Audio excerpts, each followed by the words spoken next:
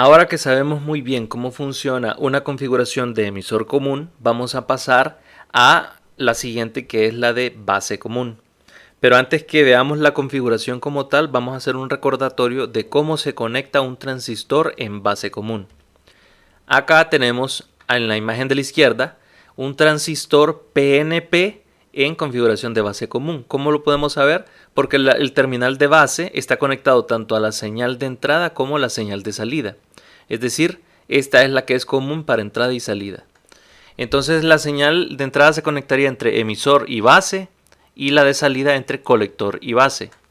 Pero esta configuración, de hecho esta conexión que corresponde solo con el transistor, no es todavía la configuración porque recordemos que debe tener diferentes componentes que ayudan al funcionamiento, los capacitores de acoplamiento, las resistencias de emisor, de colector, etc. La fuente de DC que alimenta la configuración. Entonces este solamente es el transistor en base común, pero va a ser nuestra base, nuestro punto de partida. Luego acá en el centro tenemos el modelo RE equivalente para la configuración de base común.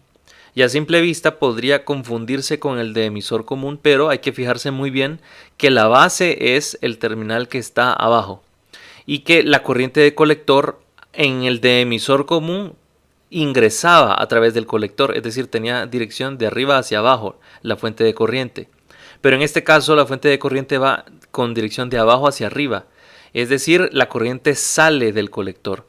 Y esa es una particularidad muy importante porque tenemos un transistor PNP y en esos transistores la corriente tiene ese sentido. Entonces, esa sería la principal diferencia con respecto al de emisor común. A la derecha tenemos nosotros el modelo RE simplificado y este realmente es el que vamos a utilizar en nuestros análisis. Acá podemos ver que el diodo de la entrada se vio reemplazado por la resistencia equivalente del transistor, la resistencia RE. Acá hay que notar la diferencia que en emisor común esta resistencia era beta por RE. En base común solamente es RE sin el beta. Pero la ventaja es que es el mismo valor de resistencia equivalente RE. Es decir, esta también nosotros la podemos determinar en el análisis de DC calculando la corriente de emisor y luego haciendo la división de 26 milivoltios entre la corriente del emisor y así obtendríamos la resistencia RE. Entonces esa es una diferencia. Aquí tenemos la fuente de corriente con su dirección hacia arriba apuntando hacia afuera del colector. Y naturalmente tenemos la resistencia de salida del transistor R sub O, que sabemos que es una resistencia que debe ser bastante grande. Entonces, este que está a la izquierda es el modelo RE simplificado que vamos a utilizar para el análisis de corriente alterna de esta configuración. Y hay que saber las diferencias entre este modelo y el de emisor común para no cometer equivocaciones. Ahora sí, pasemos a la configuración de base común formalmente dicha. Aquí está el circuito. Podemos ver diferentes elementos, pero vamos uno por uno para poder definir bien cómo va conectado. Acá arriba tenemos el transistor PNP, que es el que hace naturalmente el funcionamiento de la base común.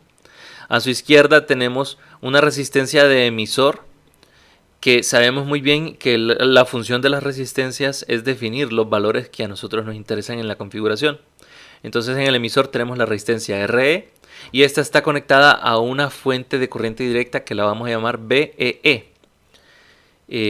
Con esta polarización, es decir, nos emitiría una corriente en DC que vendría en dirección de abajo hacia arriba y que ingresaría al emisor naturalmente en el análisis de DC.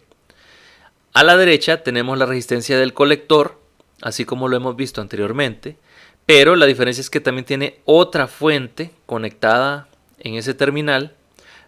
Notemos la polaridad de la fuente y esta podemos observar que nos daría una corriente que circularía de arriba hacia abajo en DC. Y esta fuente la vamos a llamar BCC. Naturalmente se puede observar que cada una de las fuentes, su nomenclatura depende del terminal al que están conectadas. La fuente que se conecta al emisor es BEE de emisor y la que se conecta al colector BCC. Esto es necesario para que la diferencia de estas dos fuentes de corriente permitan el funcionamiento y la polarización de nuestro transistor, ya que la base está aterrizada, es decir, es común a los dispositivos, no funcionaría si solamente tuviera una fuente. Esto hablando en el análisis de DC. Pero bueno, esa es la explicación de por qué en este caso tenemos dos fuentes y no una sola como lo teníamos anteriormente en el emisor común. Arriba tenemos los capacitores de acoplamiento, ya sabemos muy bien cómo funcionan. Sabemos que cuando es el DC se desconectan todo lo que tenga que ver con DC. Y cuando estamos analizando el AC, conectan las fuentes y los terminales de conexión. Y acá pues naturalmente está nuestra fuente de señal de entrada, el voltaje de entrada y la corriente de entrada, que son los que queremos amplificar. Y a la derecha el voltaje de salida, y la corriente de salida la vamos a medir a través de la resistencia RC. Y si hubiera una resistencia de carga conectada entre estos dos terminales, entonces ahí sí la corriente de salida circularía a través de esa resistencia. Pero como en este caso no la tenemos, pues la medimos en la resistencia del colector. ¿Cuáles son las características principales de esta configuración de base común? En primer lugar, estas configuraciones tienen una baja impedancia de entrada. Eso ya es diferente con respecto al emisor común, que tenía una impedancia de entrada bastante alta. O bueno, dependiendo de la configuración de las resistencias, pero en general el base común tiene una impedancia de entrada más baja que lo que tiene el emisor común. Ya más adelante vamos a ver por qué, cuál es la diferencia. La impedancia de salida es alta, así como lo teníamos en emisor común, entonces este es un parámetro que comparten ambas configuraciones. La ganancia de voltaje es grande, que también el de emisor común tenía una ganancia de voltaje que podía ser grande dependiendo de cómo la configuráramos. Pero aquí está la diferencia, y es que la base común nos da una ganancia de corriente cercana a 1. Es decir, no nos va a amplificar la corriente. Esta configuración está diseñada específicamente para amplificar voltaje de una señal. La corriente prácticamente no la toca. Ya sabiendo las diferencias y las características principales de esta configuración, miremos cómo se haría el análisis de corriente directa. Aquí tenemos el circuito, cómo se comportaría en corriente directa.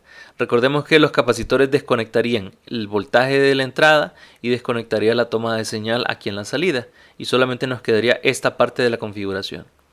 Otro aspecto importante es, recordemos que siempre se va a mantener constante el voltaje entre base y emisor, que es el que estaría entre estos dos terminales. Y acá podemos determinar muy fácilmente la corriente de emisor en DC, que a final de cuentas ese es el parámetro que necesitamos nosotros conocer. ¿Cómo lo podemos encontrar?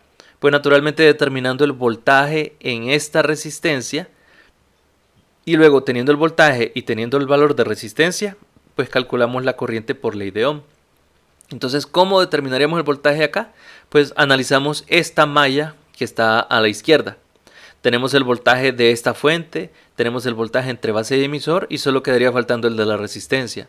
Entonces, por ley de voltajes de Kirchhoff, el voltaje de la resistencia es igual al de la fuente del emisor menos el voltaje de base de emisor.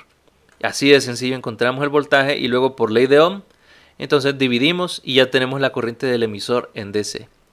Esto es una gran ventaja porque nos permite encontrar ese valor de una forma muy sencilla. Ni siquiera tuvimos que analizar el lado derecho del circuito. Y ahora que ya tenemos nosotros este valor, determinamos la resistencia equivalente y ya podemos hacer el análisis de corriente alterna.